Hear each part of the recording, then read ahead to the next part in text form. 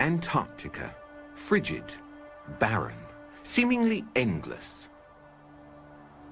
On December the 3rd, 1961, a 63-year-old woman by the name of Andrea Barnes set off single-handedly across this barrier of ice. On December the 18th, the weather turned against her. A week later, on Christmas Day, radio contact was lost. Miss Barnes was never seen again. This was to be the final leg in a journey that had started for her nearly half a century before. A journey ending in apparent failure. She had not succeeded in proving to the world that the Earth is flat. The argument, for all practical purposes, came to an end when the Church of England was established by law during the 16th century. They rejected many laws of the ancient Catholic Church, and to appear forward-thinking, they embraced many radical scientific notions prevalent at the time, including Copernicus' round Earth theory. With this endorsement, the theory found its way into the schools, which were then largely controlled by the Church. It has remained there to this day, and many children have accepted it without question.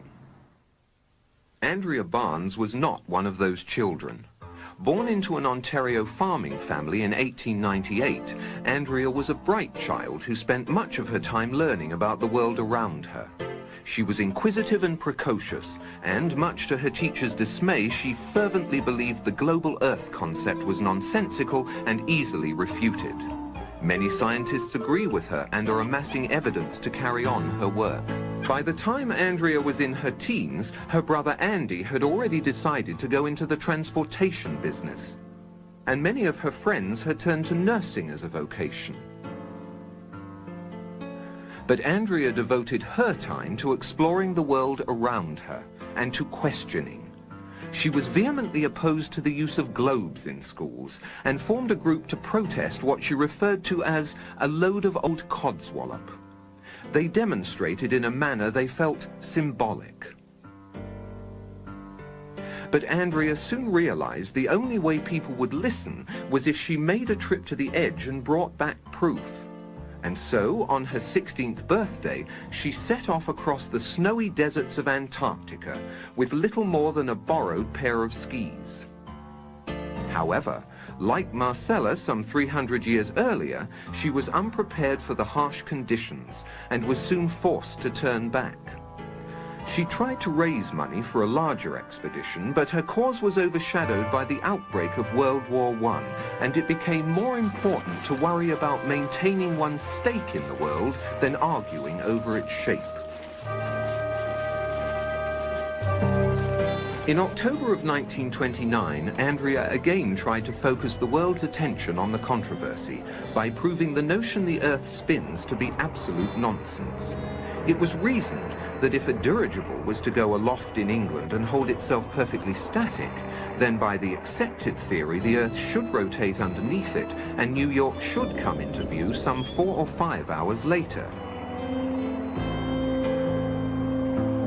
In fact, England was never lost from view. The dirigible eventually ran low on fuel and had to land. Andrea insisted she had made her point. But New York wasn't paying attention that day. The stock market crash monopolized the headlines then and for some time to come. Andrea had again been upstaged.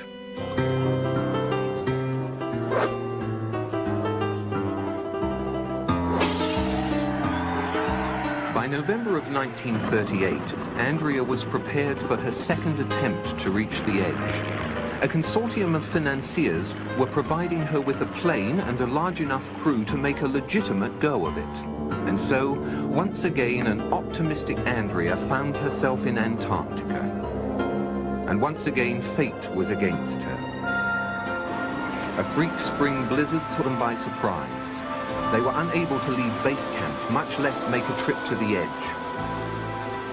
The entire expedition was very nearly wiped out.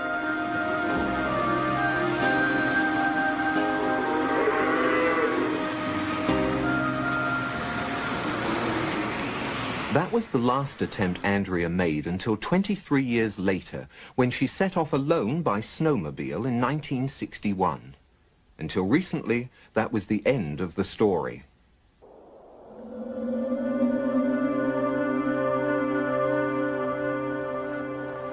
Early this year, a researcher stationed in Antarctica to study weather patterns found a snowmobile partially buried in a snowbank. It had run out of fuel and there were no signs of Andrea anywhere. But he did find these, a camera and a note. The note says only, "I have been there. The debate finally comes to an end. Signed, Andrea B." It had survived the frozen elements for nearly 30 years. Unfortunately, the researcher inadvertently opened the camera, exposing the film inside. Any pictures were lost, and Miss Barnes' trip is still very much shrouded in mystery. There was no description of what she had seen or how far away it was. But if we are to believe the note, then Andrea Barnes was very likely the first person in history to visit the edge of the Earth.